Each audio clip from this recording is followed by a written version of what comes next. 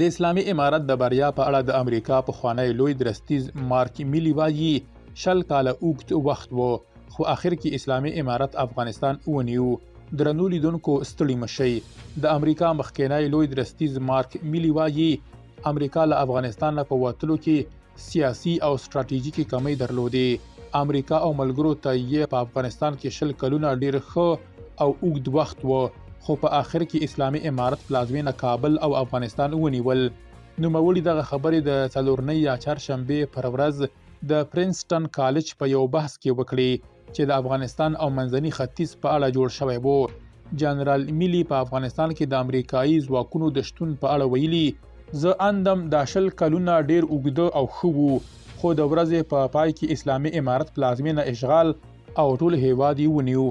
میلی له افغانستان نه د امریکایي ځواکونو د وتلو په برخه کې پر سیاسي او ستراتیژیکو کمیو منښته وکړه او ویل په افغانستان کې زموږ په تجربو کې ډیر درسونه دي.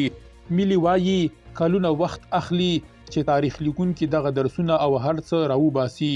میلی نوموړی ډیروي چې د امریکا یوه ستره تېروتنه دا وه چې د 2002 زیږدیز کال په لومړیو کې یې بن لادن ونه وژلی شوای، سره له دې چې ځواکونه ډیر ورنږدې وو. هغه دغه راز د بون هوکړو ستراتیژیکو کمیو ته اشاره وکړه او ویل چې په سیمه ایزو ژبو د امریکایي ځواکونو نه پوهېدل یوه بله ستره کمزوري وه چې اسلامي امارت په کلیوالي سیمو کې ترې ناوړه ګټه واخیسته او امریکا په بشپړه توګه نه پوهېده چې په سیمه کې څه تیریږي.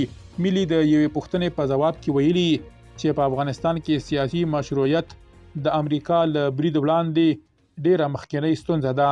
د بحث په ترڅ کې یو شمېر زده کړیالانو پر جنرال میلی د افغانستان د جګړې په تړاو نیوکې وکړې او د تالار په وره کې یو شمېر ګډونوالو د هغه مخالفې تبلیغاتي پاڼې ویشلې. له نوموړي یو ګډونوال اقبال وپوښتل چې افغانستان ته د امریکایي ځواکونو د تلو پر ځای کوم بدیل نه و چې له مخې دغه هیواد له اوسني حالت ژغورل شوی وای.